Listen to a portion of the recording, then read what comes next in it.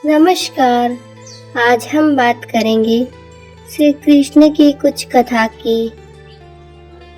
तो दोस्तों, सूरसेन नामक राजा ने मथुरा नगरी बसाकर अपने जीवन काल में ही उद्यम करके इधर उधर बिखरे यदुवंशियों को इकट्ठा करके एक स्थान पर बुलाया।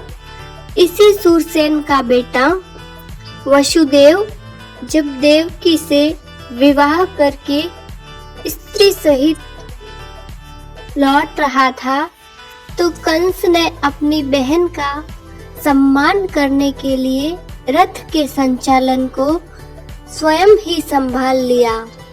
रथ चलाते समय जो ही उसने यह आकाशवाणी, इसी देवकी का 8वां बेटा तुम्हारा काल होगा, सुनी, वह देवकी की हत्या करने को उद्यत हो गया।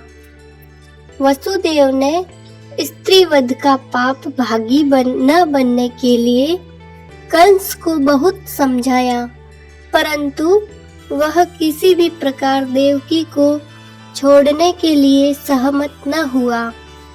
अंत में वसुदेव ने देवकी के गर्भ से उत्पन्न बच्चों पर अपना अधिकार छोड़कर उन्हें कंस को ही सौंप देने की प्रतिज्ञा की।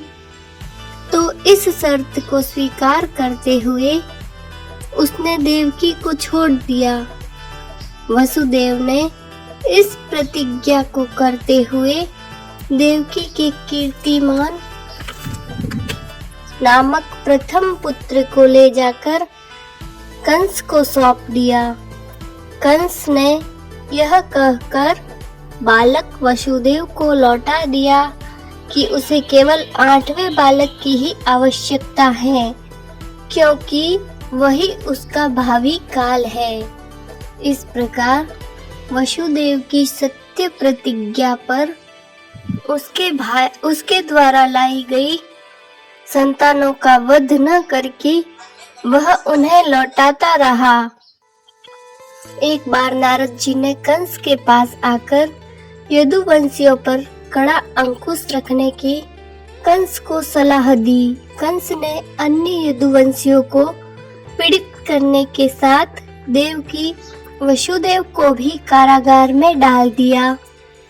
7वीं संतान के रूप में भगवान द्वारा देवकी के उदरस्थ गर्भ को योग माया की शक्ति से वसुदेव की दूसरी पत्नी रोहिणी के उदर में स्थापित किए जाने पर उसने बलराम का जन्म हुआ।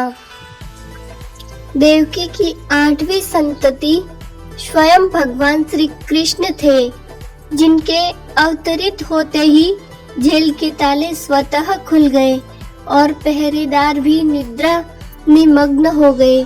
वसुदेव जी नवजात शिशु को लेकर यमुना पार करके गोकुल में नंद जी के घर में आकर प्रगाढ़ निद्रा में सोई यशोदा की गोदी में उस बालक को डालकर उसकी सज्जे जाता बालिका को उठा लिया तथा वापस लौटकर उसे देवकी की गोद में रख लिया।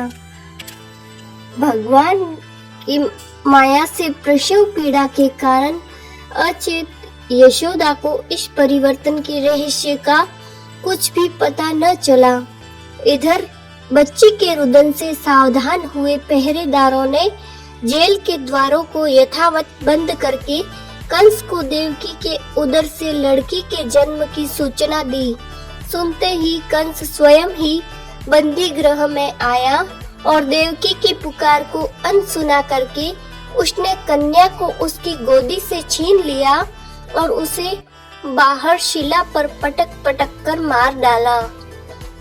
वह कन्या अष्टभुजी देवी का रूप धारण कर कंस से बोली, तेरा वध करने वाला तो जन्म लेकर गोकुल में पल रहा है। यह सब सुनकर देवकी और वसुदेव को अब बंदी बनाकर रखने में कोई लाभ न देखकर कंस ने उन्हें बंधन मुक्त कर दिया। कंस ने बालकों का वध करने के लिए राक्षसी पुतना को गोकुल इस उद्देश्य से भेजा कि उसका भावी संहारक भी पूतना का आहार बन जाएगा। पूतना एक सुंदर रमणी का वेश बनाकर नंद के घर प्रविष्ट हुई और श्री कृष्ण को गोदी में उठाकर अपना भयंकर विषमय स्तन उन्हें पिलाने लगी। श्री कृष्ण ने अपने दोनों हाथों से उस दुष्टा के स्तनों को ऐसा दबाया कि वह निष्प्राण हो गई। इधर यशोदा ने पूतना की छाती पर खेलते हुए श्री कृष्ण को उठाकर उन्हें स्नेह पूर्वक दूध पिलाकर सुला दिया। जब श्री कृष्ण 27 दिन के ही